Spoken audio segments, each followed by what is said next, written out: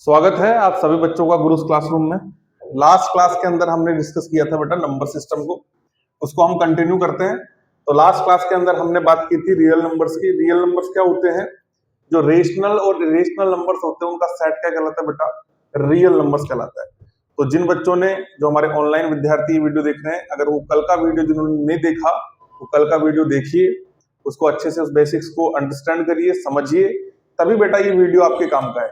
चलिए आज हम बात करते हैं फंडामेंटल थ्योरम ऑफ अर्थमेटिक। जैसा कि मैंने लास्ट क्लास में आपके साथ डिस्कस किया था कि इस चैप्टर में हम केवल दो सब टॉपिक्स पढ़ने वाले हैं।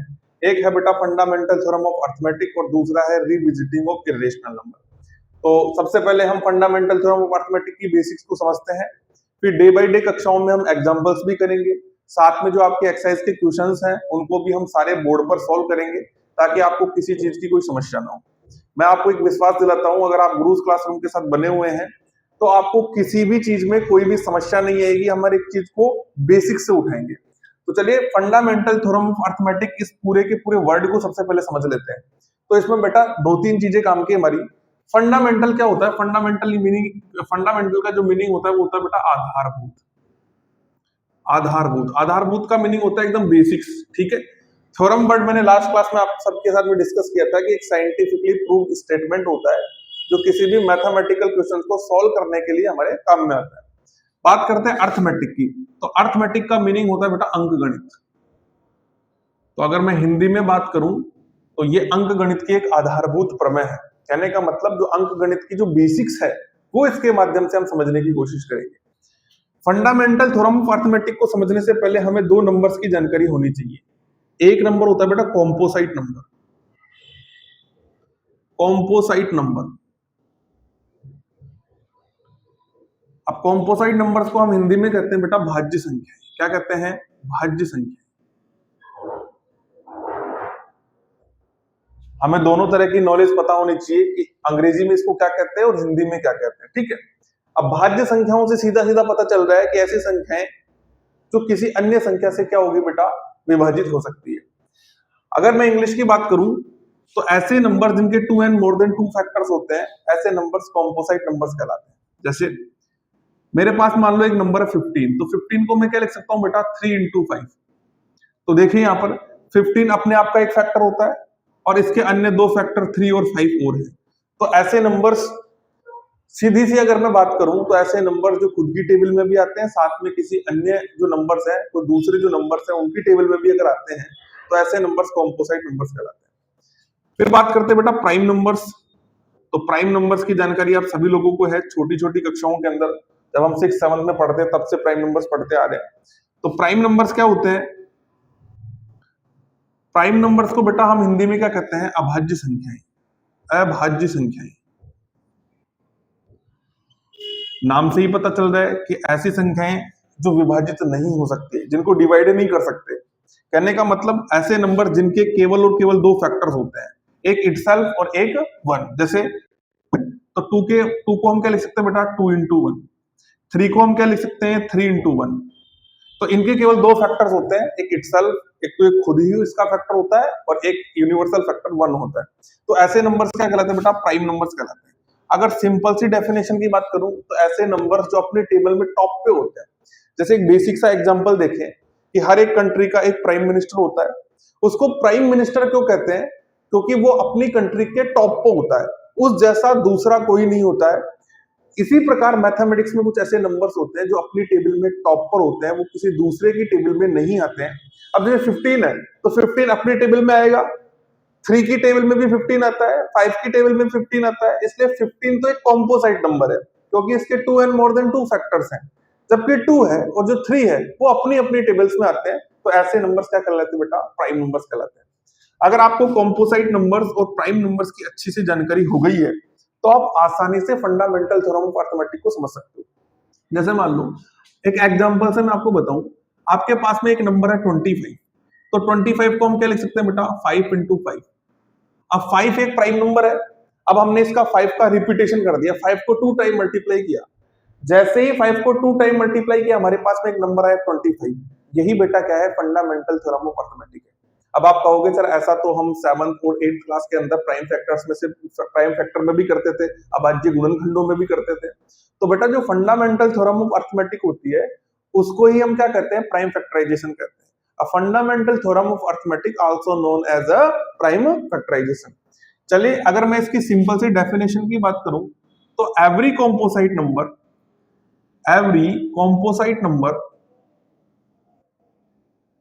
चाहे तो आप मेरे साथ साथ नोट भी कर सकते हो ताकि हमको चीजें आसानी से समझ में आए, और अगर आप पहले समझना चाहते हो तो बाद में इन चीजों का आप स्क्रीनशॉट ले सकते हो, ठीक है। तो every composite number can be written as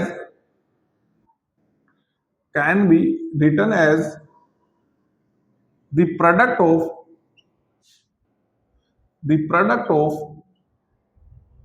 prime numbers. कहने का मतलब यह है कि हमारे पास में जितनी भी भाज्य संख्याएं हैं उनको हम अभाज्य संख्याओं के गुणनखंडों के रूप में लिख सकते हैं। फॉर एग्जाम्पल जैसे मेरे पास मान लो एक नंबर है 35, तो 35 को बेटा मैं क्या लिख सकता हूँ, 5 into 7 लिख सकता हूँ। 5 7 कितना होता है 35।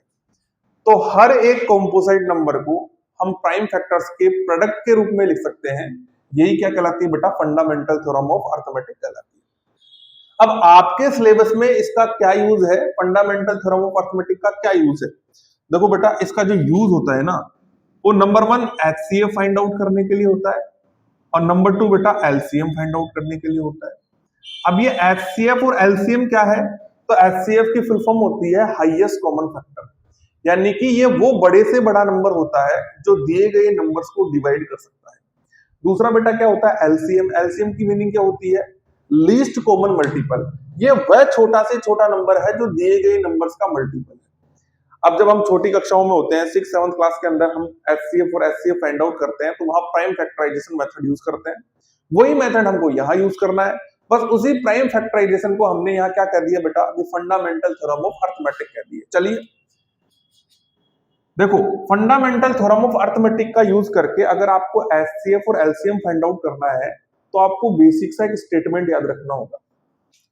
हमको क्या करना है बेटा, HCF फाइंड आउट करना है। उसके लिए हम क्या करेंगे, select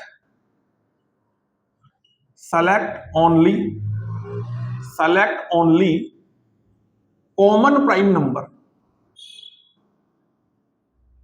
कहने का मतलब आपको सेलेक्ट ही करना है केवल कॉमन प्राइम नंबर्स को, लेकिन ध्यान में रखना विथ स्मॉलेस्ट पावर। कहने का मतलब यह है, जैसे एग्जांपल दूं आपको मैं, जैसे मान लो मेरे पास 2 की पावर 3 है और 2 की पावर 5 है, तो मुझे अगर कॉमन प्राइम नंबर सेलेक्ट करना है तो मैं छोटी वाली पावर वाला करूंगा, तो 2 की पावर 3 सेलेक्ट करूंगा। यहाँ पे 2 की पावर 5 नहीं करूंगा, 2 की पावर 3 सेलेक्ट करूंगा। जब मेरे को LCM फाइंड आउट करना होगा प्राइम फैक्टराइजेशन या फंडामेंटल थ्योरम ऑफ अर्थमेटिक का यूज करके, तब इसके लिए जो स्टेटमेंट है वो ये याद रखना है बेटा, सेलेक्ट ओनली। इसमें क्या है, select only common prime number है, जबकि इसमें select all prime numbers. Select all prime numbers with greatest power.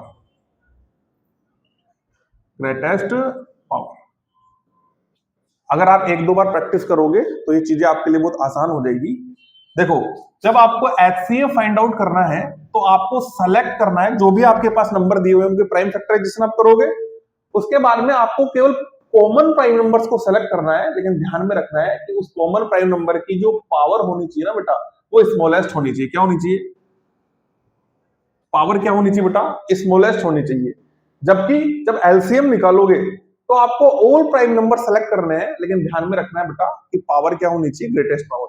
जैसे मान लो 2 की पावर 3 है और 2 की पावर 4 है, अगर आप LCM फाइंड आउट करोगे तो आपको 2 की पावर 4 को क्या करना है बेटा, सेलेक्ट करना है। चलिए एक एग्जांपल से हम इसको समझते हैं, ठीक है। मैं ये वाला पार्ट थोड़ा सा इरेज कर रहा हूं, फिर हम जब नोट्स बनाएंगे तो आसानी से इन चीजों को वापस से लिखेंगे, ठीक है। देखो, किसी एग्जांपल से हम समझने की कोशिश करते हैं कि फंडामेंटल थ्योरम ऑफ अर्थमेटिक का यूज करके हम किस तरीके से LCM और HCF फाइंड आउट कर सकते हैं। जैसे मान लो आपके पास में 2 नंबर है, एक आपके पास में 25 है और एक नंबर कौन सा बेटा 40 है। अब 25 का प्राइम फैक्टराइजेशन करने के लिए हम क्या करेंगे, तो 5 इंटू 5 होता है, 5 5 कितना होता है बेटा 25, तो 5 की पावर क्या हो गई 2। अब यहाँ पर क्या है बेटा 40। अब जैसे कई बच्चों को प्राइम फैक्टराइजेशन डायरेक्ट नहीं करना आता, तो आप सिंपल तरीका भी यूज कर सकते हो। जैसे मेरे को 40 का प्राइम फैक्टराइजेशन निकालना है, तो सबसे पहले मैं 2 से डिवाइड करूंगा, तो 2 से डिवाइड करूंगा कितने टाइम जाएगा बेटा 20, फिर 2 से डिवाइड करूंगा कितने टाइम जाएगा 10, फिर 2 से डिवाइड करूंगा कितने टाइम जाएगा 5 टाइम, और फिर 5 से डिवाइड करूंगा तो कितना टाइम जाएगा 1 टाइम। तो यहाँ पर जो 40 के प्राइम फैक्टराइजेशन है वो कितना हो जाएगा 2 की पावर 3 और 5 की पावर 1। इस तरीके से हम सिंपल तरीके से भी क्या कर सकते हैं बेटा, किसी भी नंबर का प्राइम फैक्टर्स निकाल सकते हैं। अब फंडामेंटल थ्योरम ऑफ अरिथमेटिक क्या कहती है कि अगर आपको एचसीएफ फाइंड आउट करना है तो आपको केवल और केवल कॉमन प्राइम नंबर सेलेक्ट करना है। अब इन दोनों प्राइम फैक्टराइजेशन में आपको कॉमन क्या नजर आ रहा है, केवल 5 नजर आ रहा है बेटा। क्या नजर आ रहा है 5, तो मैंने यहां पर सेलेक्ट कर लिया 5। लेकिन हमको पावर कैसे रखनी है बेटा, स्मॉलेस्ट पावर रखनी है। तो 5 की पावर 2 और 5 की पावर 1 में स्मॉलेस्ट कौन है, 5 की पावर 1। तो यहाँ पर बेटा इसका एचसीएफ कितना हो गया 5। तो ये तो इसका क्या हो गया बेटा एचसीएफ। और अगर मेरे को एलसीएम फाइंड आउट करना है तो उसके लिए मेरे पास क्या स्टेटमेंट है बेटा, कि केवल हमको क्या करना है, सारे के सारे प्राइम नंबर सेलेक्ट करना है। इसमें क्या करना था, केवल कॉमन प्राइम नंबर, जबकि इसमें हमको सारे के सारे प्राइम नंबर्स लेने हैं। अब इन दोनों के प्राइम फैक्टराइजेशन में देखें तो दो मेरे पास में प्राइम नंबर्स हैं, एक तो प्राइम नंबर बेटा 2 है और एक प्राइम नंबर कौन सा बेटा 5। लेकिन पावर बेटा यहाँ क्या रखनी है, पावर यहाँ ग्रेटेस्ट यानी कि हाई रखनी है। देखो ट्रिक मैं आपको सिखाता हूँ कि जैसे मान लो एच है, तो एच यानी हाई, तो पावर रखनी है लो, जस्ट अपोजिट रखनी है। और एल यानी होता है बेटा लो, लेकिन पावर क्या रखनी है हाई रखनी है। क्या रखनी है हाई। यहां से समझिए कि H4 हाई है तो पावर लो रखनी है, और L4 लो यानी कि पावर हाई रखनी है। जस्ट अपोजिट पावर्स आपको यूज करनी है। तो यहाँ पर दोनों के प्राइम फैक्टराइजेशन में जो प्राइम नंबर है वो 2 और 5 है। जैसे मान लो यहाँ 5 का रिपीटेशन हो रहा है, लेकिन हम उसको यूज 1 टाइम करेंगे, ठीक है। तो 2 और 5 के अंदर हमको पावर कैसे रखनी है बेटा, एलसीएम में ग्रेटेस्ट पावर रखनी है। तो यहाँ पर अगर हम देखें तो 2 की पावर कितनी है बेटा 3 है, और 5 की ग्रेटेस्ट पावर कौन है, एक यहाँ पर 5 की पावर 1 है और यहाँ 5 की पावर 2 है। तो ग्रेटेस्ट पावर कौन सी है 5 की पावर 2। जब हम इसको सोल्व करेंगे तो 2 की पावर 3 कितना होता है बेटा 8, और 5 की पावर 2 कितना होता है बेटा 25। तो 25 8 जा कितना होता है 200, कितना होता है 200। तो ये बेटा इसका क्या है एलसीएम है। तो इस तरीके से हम फंडामेंटल थ्योरम ऑफ अरिथमेटिक का यूज करके किसी भी नंबर से, जो भी हमको नंबर्स दिए हुए हैं, उन नंबर का एचसीएफ भी फाइंड आउट कर सकते हैं और एलसीएफ भी फाइंड आउट कर सकते हैं। अब बेटा जो नंबर्स आपको दिए हुए हैं और जो एचसीएफ और एलसीएम आपने फाइंड आउट किया है, उसके बीच में एक रिलेशन होता है। उसके बीच में क्या होता है बेटा, एक रिलेशन होता है। वो रिलेशन क्या होता है, वहीं से आपके इस रिलेशन से ही आपके एग्जाम में सबसे ज्यादा प्रश्न पूछे जाते हैं। देखिए सपोज थोड़ी देर के लिए मान लीजिए आपके पास में कोई दो नंबर है, मान लो एक नंबर एक्स है और दूसरा क्या है आपके पास में वाई है। यदि आप इन दोनों नंबर्स को मल्टीप्लाई करते हो, जैसे मान लो x को y से मल्टीप्लाई कर दिया, तो वो ये x और y का जो एचसीएफ आएगा, मान लीजिए x और y का जो एचसीएफ है वो एचसीएफ xy है, और इन दोनों का जो एलसीएम है बेटा वो क्या है एलसीएम ऑफ xy है। तो ये क्या है, इन दोनों नंबर्स का जो प्रोडक्ट है वो इनके एचसीएफ और एलसीएम के प्रोडक्ट के क्या होगा बेटा इक्वल होगा। इस रिलेशन को थोड़ा सा ध्यान में रखना है। लेकिन एक बात मैं आपको यहां पर बता देना चाहता हूं कि ये जो रिलेशन है वो केवल और केवल दो नंबर्स तक ही यूज में लिया जा सकता है। ऐसा नहीं है कि हम 3 नंबर्स ले ले, 2 से ज्यादा नंबर ले ले और फिर यहाँ पर ये रिलेशन बैठाएं कि 3 नंबर्स का प्रोडक्ट उन तीनों नंबर्स के एचसीएफ और एलसीएम के प्रोडक्ट के बराबर होगा, तो वो नहीं होगा। वहां पे केवल 2 नंबर्स तक ही ये रिलेशन हम यूज कर सकते हैं। जैसे मान लो अगर मेरे को ये वेरीफाई करना है, हम यहाँ पर आंसर भी चेक कर सकते हैं। मान लो ये वेरीफाई करना है कि ये जो मेरे एचसीएफ और एलसीएम आए हैं वो एकदम एक्यूरेट आए हैं कि नहीं आए हैं। तो देखो बेटा ये दोनों नंबर्स का प्रोडक्ट और इन दोनों नंबर्स के एलसीएम और एचसीएफ का प्रोडक्ट इस गिवन रिलेशन को सेटिस्फाई करना चाहिए। चलिए करके देखते हैं। तो यहाँ पर हमारे पास में जो x की वैल्यू है वो हम मान लेते हैं 25 है, और जो y की वैल्यू है वो मान लेते हैं 40 है। तो अभी अभी हमने कैलकुलेट किया है इन दोनों का एचसीएफ कितना है बेटा, इनका एचसीएफ है 5 और इनका जो एलसीएम है वो बेटा कितना है 200। चलो वेरीफाई करते हैं। अगर मैं 25 को 4 से मल्टीप्लाई करता हूं या 25 को 40 से मल्टीप्लाई करता हूं तो कितना आता है बेटा 1000। कितना आता है 1000। और जब 5 को 200 से मल्टीप्लाई करता हूं तब भी कितना आता है बेटा 1000। तो देखिए दोनों जो हमारे पास में डायरेक्शंस है या दोनों जो हमारे पास में साइड्स है वो एक दूसरे के क्या है बेटा इक्वल है। इसका मतलब जो हमने एचसीएफ और एलसीएम फाइंड आउट किए वो एकदम सही किए हैं। अब यहां से एग्जाम में क्वेश्चंस कैसे पूछे जाते हैं, जैसे मान लो आपको एक एग्जांपल से मैं आपको समझाता हूं।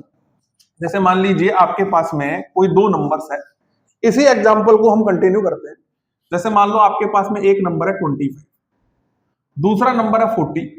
आपको इनका एचसीएफ दे रखा है बेटा, एचसीएफ कितना दे रखा है 5, और आपको एलसीएम पूछा है। क्या पूछा है? आपको एलसीएम पूछा है। तो आप डायरेक्ट आप प्राइम फैक्टराइजेशन का यूज करके एलसीएम और एचसीएफ फाइंड आउट कर सकते हो। लेकिन अगर आपके पास में दोनों नंबर और एक एचसीएफ या एलसीएम में से किसी भी वैल्यू को दिया हुआ है, तो आप डायरेक्ट रिलेशन का यूज करके भी एलसीएम फाइंड आउट कर सकते हो। जैसे अगर मैं इन वैल्यूज को इस रिलेशन में रखता हूं, तो यहां पर मेरे को क्या रखना होगा? 25 इंटू 40। एलसीएम की जगह मैं क्या रखूंगा बेटा? 5। और एलसीएम अननोन है, तो एलसीएम की जगह एलसीएम रखेंगे। ठीक है। अगर मेरे को यहां से एलसीएम फाइंड आउट करना है, तो ये 5 इससे मल्टीप्लाई में, तो 5 इधर आके क्या हो जाएगा बेटा? डिवाइड हो जाएगा। क्या हो जाएगा? डिवाइड। तो यहां पर हम इसको 5 से क्या कर देंगे बेटा? डिवाइड। और जैसे ही आप इसको सोल्व करोगे, आपके पास में आपका आंसर होगा। जैसे 5 की टेबल में 40 कितने टाइम आता है बेटा? 8 टाइम आता है। तो ये 8 टाइम इससे क्या हो जाएगा? डिवाइड हो जाएगा। अब 25 8 जा कितना होता है बेटा? 200। कितना होता है? 200। तो एलसीएम आपका कितना आ गया? 200।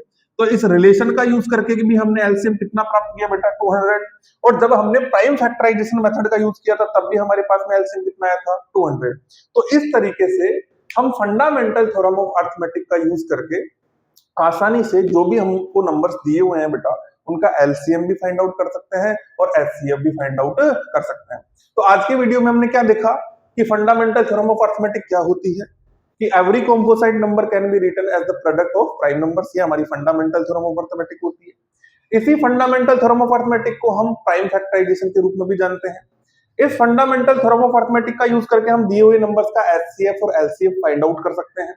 और इनके बीच में बेटा ये जो रिलेशन होता है, ये बहुत ही इंपॉर्टेंट है।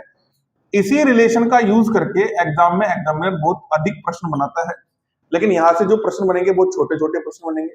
तो आगे आने वाले वीडियोस के माध्यम से हम आपके एग्जांपल्स को देखेंगे। फिर आगे आने वाले वीडियो के अंदर हम डे बाय डे जो कक्षाएं हमारी होंगी, उसमें हर एक पर्टिकुलर क्वेश्चन को हम यहाँ पर बोर्ड पर सोल्व करेंगे। आप हमारे साथ में बने रहिए। आज के इस वीडियो में इतना ही। और जो विद्यार्थी अभी यहाँ पर ऑफलाइन बैठे हैं, वो आगे जाकर ये जो एग्जाम्पल्स है उनकी प्रैक्टिस करना। और जो ऑनलाइन के मेरे साथी है, वो भी एक दो एग्जाम्पल्स आप खुद से सोल्व करके देखना। अगर कोई डाउट है तो आप कमेंट करके बताना, और आप लोग मुझसे सीधे पूछ सकते हो। हम यहाँ पर एक एक एक्सरसाइज के एक एक क्वेश्चन को यहाँ पर देखने वाले हैं। तो प्यारे विद्यार्थियों, आज की इस वीडियो में इतना ही, आज की इस कक्षा में इतना ही। हंसते रहिए, मुस्कुराते रहिए, पढ़ते रहिए। जय हिंद।